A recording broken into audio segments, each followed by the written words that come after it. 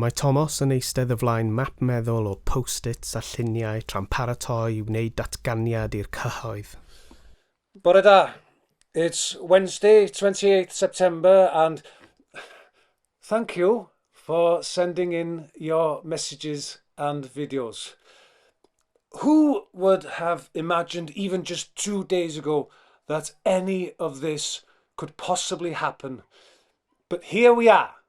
And now people in 2052 know we can hear them. But it's more than just messages coming back through time. There's a young girl, a teenager. You'll see in the clips, she was there in Swansea the night of the electrical storm.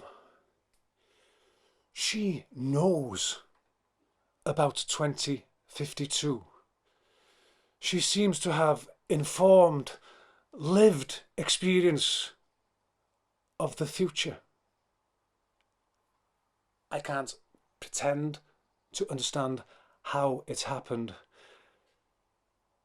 but she is from the future. Her name is Eva. I'll be back with more soon.